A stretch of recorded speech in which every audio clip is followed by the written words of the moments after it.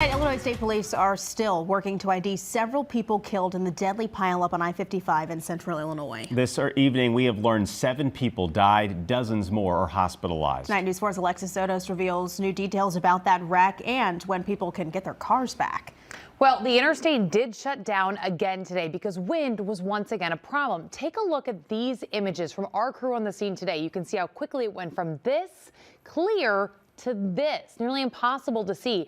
And we're learning more about one of the victims killed as lawyers are already looking into what might have been done to prevent the tragedy.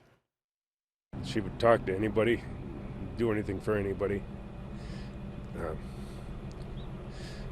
People like her, we needed more of them in the world. Family members say 88-year-old Shirley Harper of Wisconsin was one of the 7 people killed in the horrific crashes Monday in Montgomery County. It was horrific. I've never been scareder in my life. The Ingolds were caught on I-55 in the deadly dust storm. 3.5 hours of being on pins and needles, specifically because we thought we were going to be taken over by a fire. As some of the dust settled, you can get a scope of the damage. Cars and tractor trailers mangled and burned, in some cases beyond recognition. On Tuesday, police said a 7th victim was discovered amidst the crash site.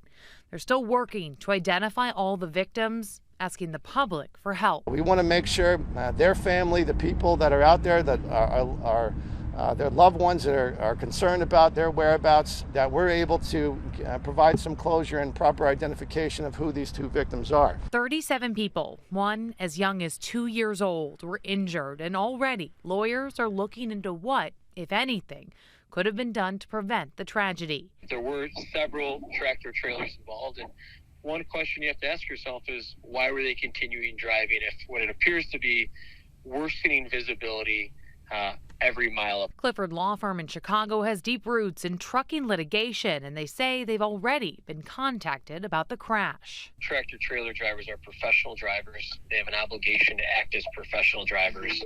And one of the issues is, were they utilizing their defensive driving training and skills when conditions are no longer optimal?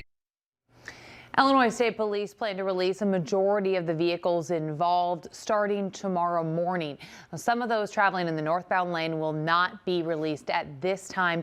You will need proof of identity, and we have more details on how you can retrieve your vehicle in this story on the KMOV News app. Corey. Alexis Sotos, thank you very much. New at